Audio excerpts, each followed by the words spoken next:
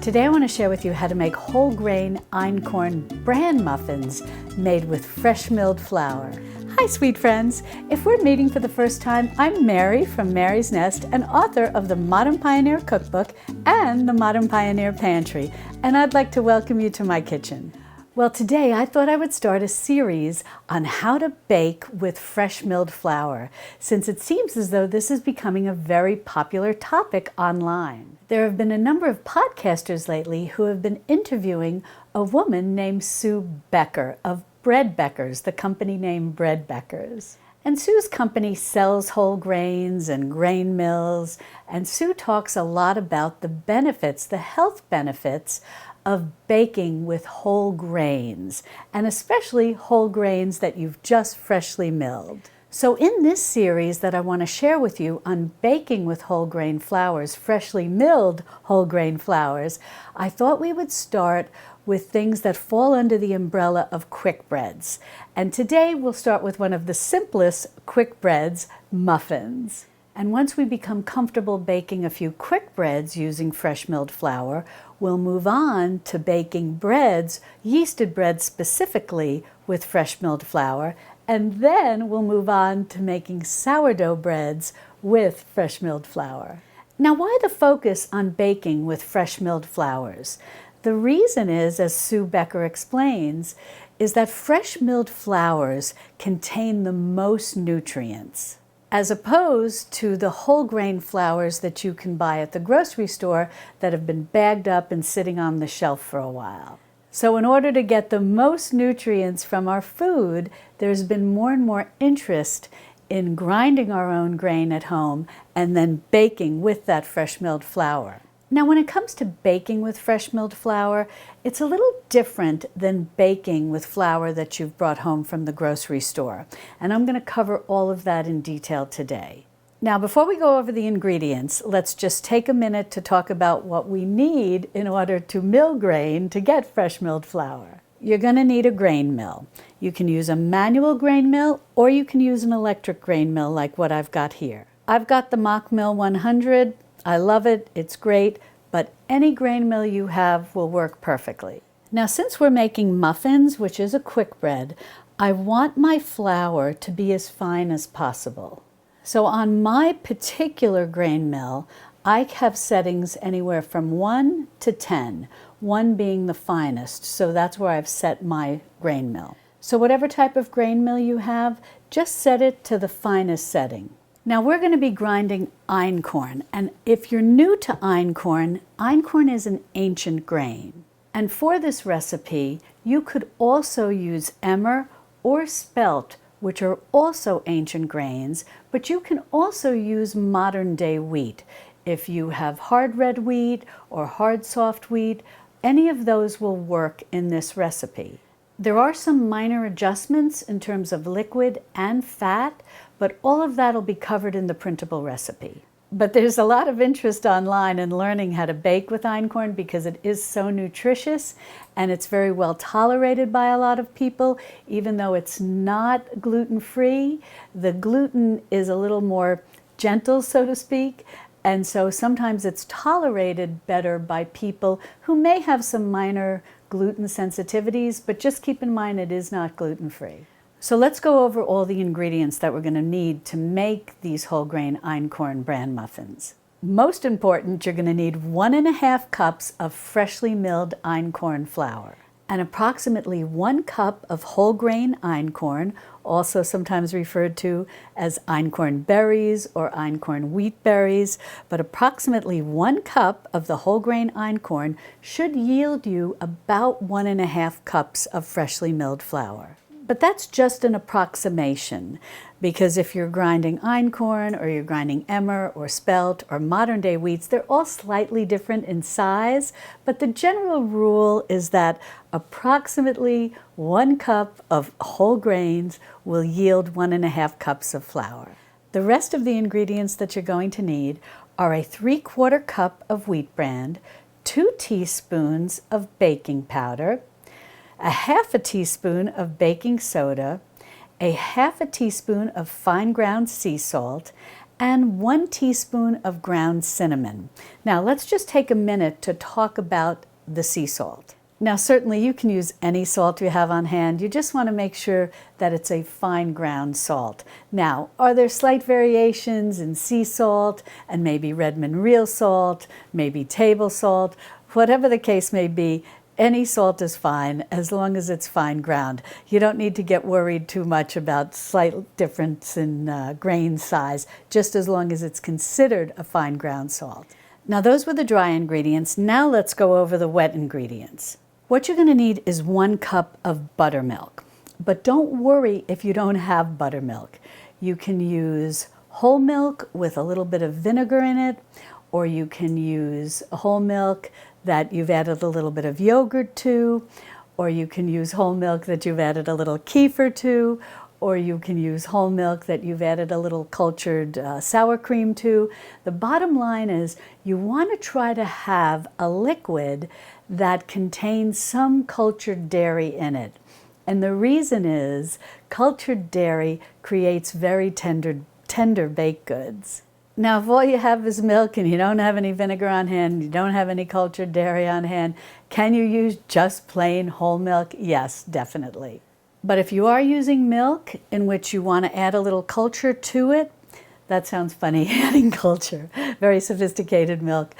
If you are just using milk, you're going to add to that milk 1 tablespoon of vinegar. And an apple cider vinegar works very well for that. And just when you're measuring your milk in your wet measuring cup, just come a little under the 1 because you want to have a total of 1 cup of liquid. So you'll have the milk with the vinegar in it, which will come to a total of 1 cup.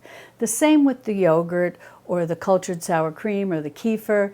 Just add about a tablespoon to your milk, stir it, let it sit aside for a little while before, not a long time, 5 minutes is fine, before you go ahead and add it into your dry ingredients. Next, you're going to want a 1/3 cup of maple syrup or honey. I really like to bake with maple syrup as my sweetener when I'm making something like this where I am using a liquid sweetener. I like the taste of maple syrup, but also too in things like muffins and quick breads where you're adding spices and whatnot, I don't notice the significance of the maple flavor. And I prefer to use that instead of honey because most of the honey that I keep in my pantry is raw honey. So I'd rather not heat it in a baked good, but that's totally up to you. You just want to make sure the honey you're using is a pourable honey, not a creamed honey. And the bottom line is because it'll just mix easier. The rest of the wet ingredients include a 1/4 cup of melted butter, but you can also use melted coconut oil if you prefer. Then you're going to want 2 large eggs, and just make sure they're at room temperature. And then 1 teaspoon of vanilla extract. Now, if you want to keep your bran muffins just plain with the ingredients that we just went over, that's perfect. But if you like to add in some add-ins, you can certainly do that as well. And if so, you want to add in up to 1 cup. So you can do 1 cup of raisins, you could do 1 cup of chopped dates, you could do 1 cup of chopped figs, any dried fruit you like. I'm going to use raisins because that's kind of traditional. But if you like to have some nuts in your bran muffins as well, you could do 1/2 cup of the dried fruit and then 1/2 cup of nuts. And when it comes to adding nuts to baked goods, I often go with pecans, only because I live in Central Texas and pecans are very common here. But walnuts work beautifully. Then this recipe is going to make 12 muffins, so I've got a 12 muffin tin here. These are just regular size muffins, not the what I often call the Texas size muffins, but I think that's known as jumbo muffins. But we're going to make 12 regular size muffins, and if you've got them, the paper muffin liners work really well when you're working with ancient grains, especially einkorn. Because einkorn, we're going to be adjusting the liquid a little and we're going to be adjusting the fat a little. And einkorn absorbs fat very differently than a lot of other flours. And you got to be real careful with it. And so I prefer not to have to grease the muffin tins because you're adding in some extra fat. and the einkorn can sometimes struggle with absorbing that. So if you've got the liners, these work really well, and I highly recommend it if you find that you're going to be wanting to bake a lot, and specifically muffins with einkorn. Now, before we get started mixing up our ingredients, I do want to mention that I shared with you I'm going to use cinnamon in these bran muffins. It's traditional, and I really like cinnamon, and I think the flavor works very well, but you can certainly experiment. If you want to add cloves and nutmeg and so on and so forth, definitely feel free to do that. Just remember that the most that you want to add in total will be 1 teaspoon of ground spices. Anything more than that, it just becomes a little overpowering. So with the mock mill, I'm just going to remove my lid. This is my hopper, and I'm going to put in, I'm actually going to grind a couple of cups of whole grain einkorn, and the reason is because I'm going to be baking multiple things. Now, what if you have more flour than you need for a particular recipe after you've ground it? When it comes to whole grain flours, I like to store them in some type of airtight container or airtight bag and put it into my freezer. Because once you grind grain, because of the bran and the germ and the oils that are contained in those are ground into a flour, the flour can go rancid relatively quickly. And even if it's not going rancid, it does start to oxidize and lose some of its nutrition. So the more we can do to slow that down, the better. So if you have extra flour, I recommend storing it in your freezer.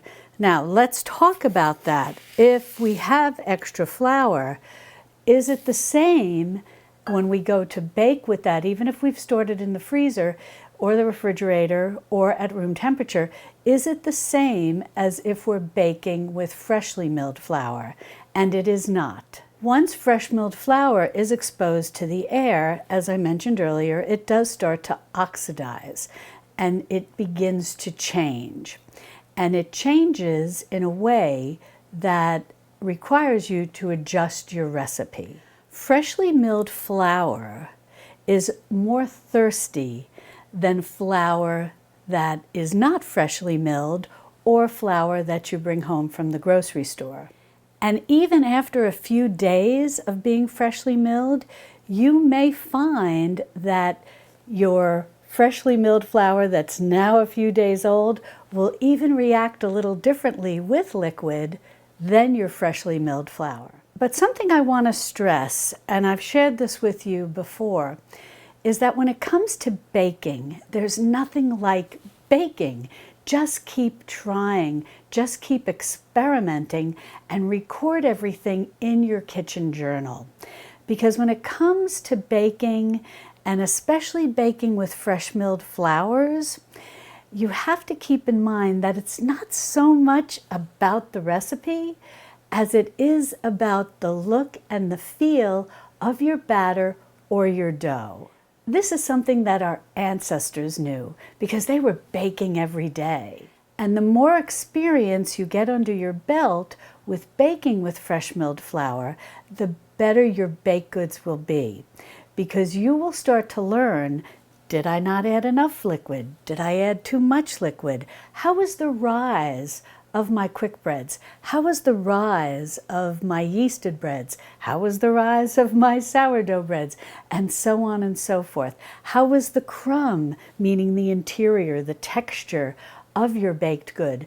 You're going to record how you made that particular recipe, how much liquid you added, how much fat you added, because there are so many differences also too, not only in the fact that you're using fresh milled flour, what type of grain are you grinding? Is it an ancient grain? Is it a modern day wheat? So you want to record everything that you do in your kitchen journal. And you also want to keep in mind, what time of year is it? How's the weather outside? How are the conditions in your kitchen? All of these things affect your baking. But the bottom line is, the more you bake, the more experience you get, and the more you learn. You learn about the environment in your kitchen, you learn about the oven that you have. Does it run a little hot? Does it run a little cool? So on and so forth. Did I add the right amount of liquid? Do I need to pull back next time?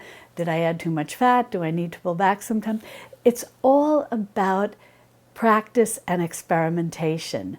And you will find after the first couple of baked goods that you make using fresh milled flour, your knowledge base is going to expand exponentially, and you're really going to become a good home baker using fresh milled flour. Now I've got my grain mill set on the finest setting, and I'm going to go ahead and turn this on, and we'll start grinding our einkorn grain. Now before we get started mixing anything, the first thing that you want to do is set your oven to 425 degrees Fahrenheit. Now, you might be thinking, if you're an experienced baker, that seems like an awfully hot oven to bake muffins in. And you'd be right, but we're just going to have that temperature for 5 minutes.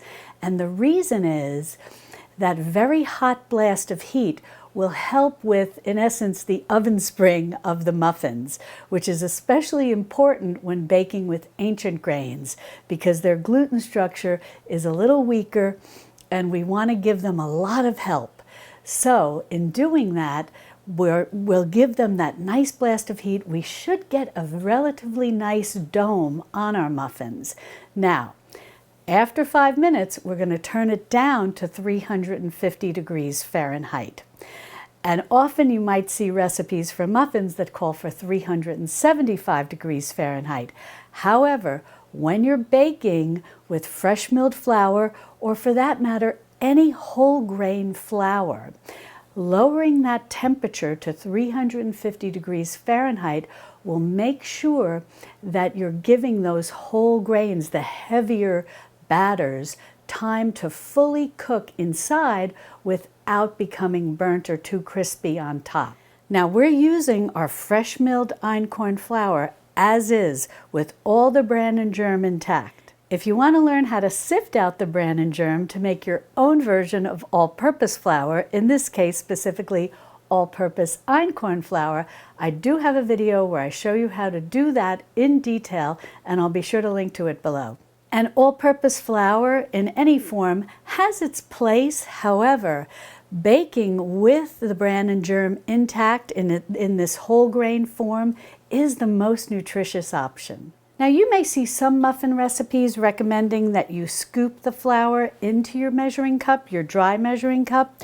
However, I find that it really doesn't make a significant difference in the case of these bran muffins, and all I'm going to do is simply scoop and then just level everything off with my knife.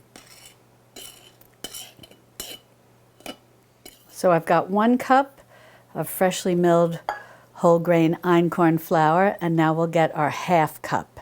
And again, I'm just going to go in there and scoop it and level it off. So in goes my 1/2 cup of whole grain einkorn flour. Now let's add in the rest of our dry ingredients. We've got our 3/4 cup of the bran, and then we've got our baking powder, our baking soda, our salt, and our cinnamon. Now I just want to take a minute to talk to you about the wheat bran. If you've seen recipes where I've sifted out some of the bran and the germ and I've gone ahead and saved that, you've often asked me, what do I use that for? And usually I'll just use that when I make bran muffins. Now yes, that contains the wheat bran and the wheat germ, but both are nutritious, so I don't worry about getting so specific as to is it exactly 3/4 cup wheat bran. It's a combination of wheat bran and wheat germ. However, today what I'm using is an actual wheat bran that I purchased. And usually you can find wheat bran at your local grocery store. I do like to try and search out an organic one, just as I do with my whole grain. I'm using organic whole grain einkorn today, and I also like to search out an organic wheat bran as well if I'm purchasing it. And the reason is grain crops can often be heavily sprayed with pesticides, and so if I'm baking a lot and baking on a weekly basis, I do want to lean toward using a organic grain as opposed to one that's not organic. Now, you know, under normal circumstances, if you've been with me a while, I don't get super fussy about organic versus non-organic when it comes to produce. I try to shop the Clean 15, and when it comes to the Dirty Dozen, to try to find those organic. But overall, I don't stress about it. However, with wheat products, I am a little more careful. Now, all we're going to do with this is whisk all the dry ingredients together. The cinnamon smells wonderful as you're whisking this. What I like to do is really give this a good whisk to make sure that I am fully incorporating the baking powder, the baking soda, the sea salt, and the wheat bran as well, that I'm really incorporating it quite well with the freshly ground flour. Now, what I like to do is go ahead and add in my add-ins, my mix-ins, whatever you like to call them, into my flour so that everything gets dusted very well with the flour. I find that this helps keep the add-ins well distributed throughout the muffin when they have that little bit of flour coating on them, as opposed to sinking down to the bottom. And so I'm going to go ahead and take my raisins. I'm going to put these right into my flour, and then I'm going to mix everything up with a spatula. Some recipes will call for setting aside a little flour and dusting your add-in ingredients and then adding them in once you've added your wet ingredients, and then mixing everything up before baking it.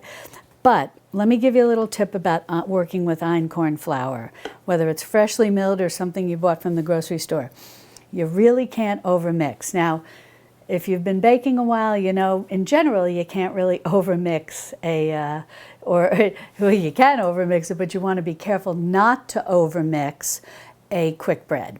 You want to just mix until everything's moistened, and then go ahead and put it into your muffin tin or into your loaf pan, whatever you're using to bake your quick bread. If you overmix einkorn, it can get very fussy and not be happy, and not give you a good rise, and not absorb the liquid and the butter. Well, yeah, it just can become very challenging. So make sure that you don't overmix. And I'll show you all of this as we add the wet ingredients. And the other thing I want to mention is that once we put our batter into our muffin tin, we're just going to let it rest for about 5 minutes before we put it in the oven. That's sometimes unusual for quick breads because we're working with baking powder and baking soda, and we like to get things into the oven relatively quickly. However, with einkorn, as well as emmer and spelt, the other ancient grains, although spelt is the easiest to work with, it's the most similar to modern wheat, so you have a little more flexibility. But with einkorn, letting things rest for about 5 minutes really allows the einkorn to absorb the liquid and the fat that you have added to the recipe, or that you've added to your flour, and you'll wind up with a better end product. Now, all I'm going to do is make a well here in the middle of our dry ingredients, and I'm going to go ahead and set this aside. Now, I'm going to use a large measuring cup, but you can use whatever you have. A bowl is fine too. And I'm just going to start adding all of my wet ingredients into this measuring cup. I've got my buttermilk in there. Now I'm going to go ahead and add in my maple syrup. And I've measured my maple syrup in a wet measuring cup as opposed to a dry measuring cup, because I do want to be a little conscious of properly measuring my liquids. If it were honey, I probably would measure it in a liquid measuring cup as well, as opposed to a dry measure cup, the metal ones. I often do measure my maple syrup and my honey in dry measuring cups, and I don't worry about it. But I'm trying to be a little conscious of the liquid because we are working with einkorn, and as I mentioned earlier, einkorn absorbs the liquid a little differently. You don't want to have too much, you don't want to have too little. Although you can kind of fix it sometimes by adding a little more liquid if you feel you need it, or adding a little more freshly ground flour if you feel that you need it. And these are things that you learn over time through experimentation. And sometimes it's an interesting conundrum, so to speak, when you're baking with ancient grains, because fresh milled flour is a little more thirsty than store-bought flour or fresh milled flour that's been stored at home. But einkorn, emmer, and spelt, the ancient grains, often require a little less liquid. So it's a little bit of a balancing act. Now I'm going to go ahead and add in my 2 eggs, my 2 large eggs. And then the last ingredient we have to add in, well, actually it's not the last ingredient, it's the second to last, is the melted butter that's been melted and cooled. And now we'll go ahead and add in our teaspoon of vanilla extract. Now that we've got all the wet ingredients in here, I'm just going to go ahead and take a small whisk. It's my little, my little magic whisk. I love this thing. And I'm going to go ahead and whisk everything together well, making sure that I'm fully incorporating those egg yolks, that I'm really breaking that up. Now I'm going to go ahead and take my wet ingredients and pour them right into that well that I made with the dry ingredients, or made the well in the dry ingredients. Once we've got our wet ingredients in there, we're going to start very gently combining our dry ingredients, and always remembering to not overmix. I mix that very gently. Everything's incorporated and all of the dry ingredients have been moistened. Now I'm going to go ahead and fill all my muffin cups 3/4 of the way full, and then we're going to let these sit and rest for 5 minutes.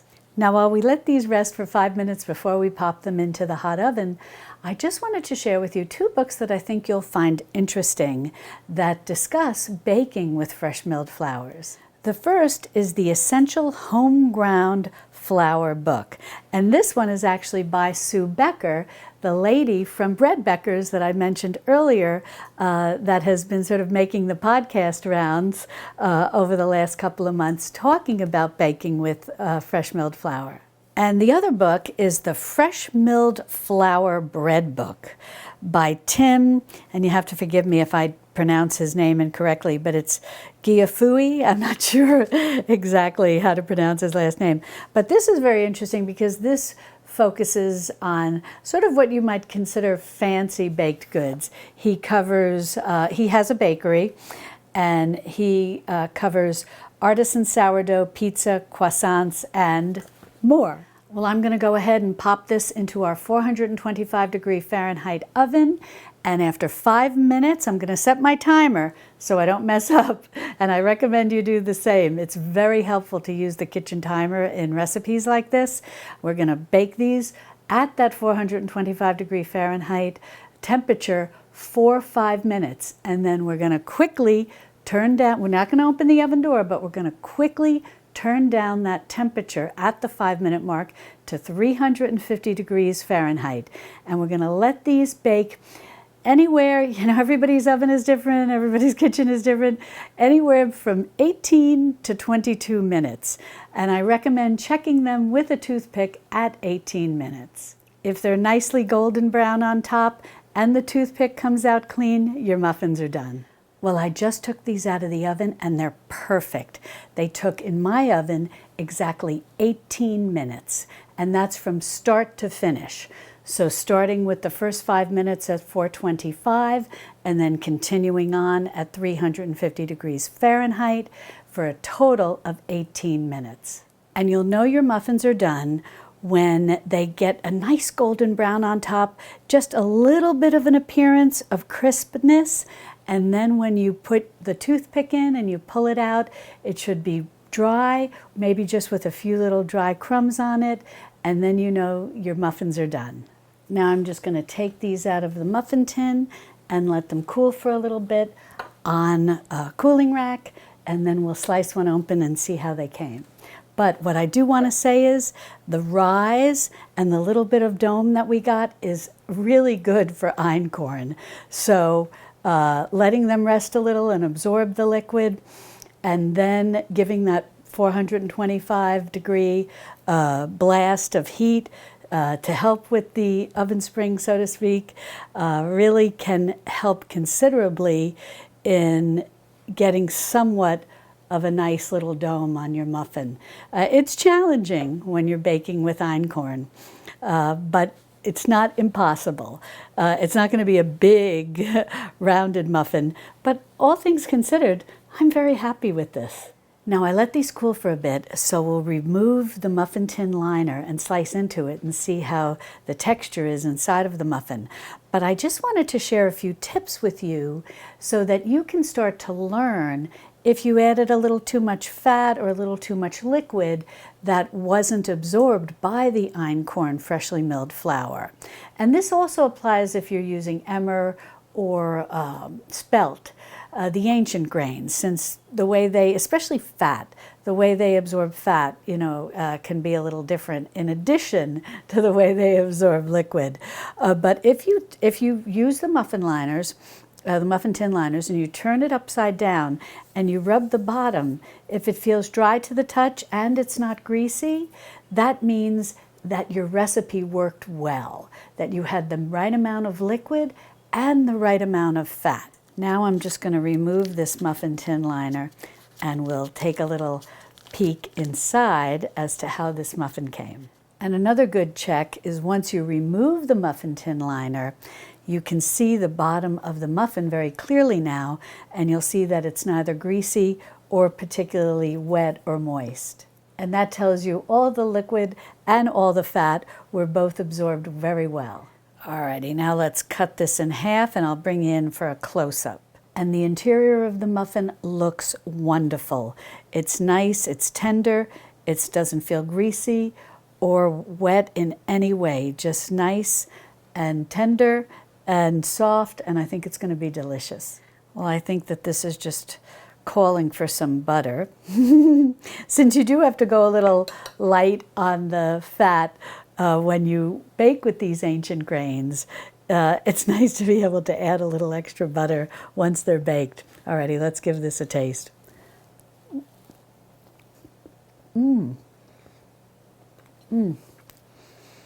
This is delicious.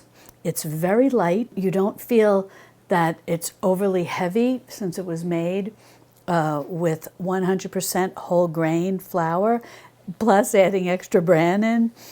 It's light, it's flavorful, it has just the right amount of sweetness, in my humble opinion. It's not overly sweet, but it doesn't taste like something on the savory side, because we did use a relatively small amount of sweetener, but I think it's come perfectly. Now be sure to stay tuned for the rest of the videos in this fresh milled flour baking series. And in the meantime, if you'd like to learn more about baking with ancient grains in general, be sure to click on this video over here where I have a whole host of recipes and more. And I'll see you over there in my Texas Hill Country Kitchen. Love and God bless.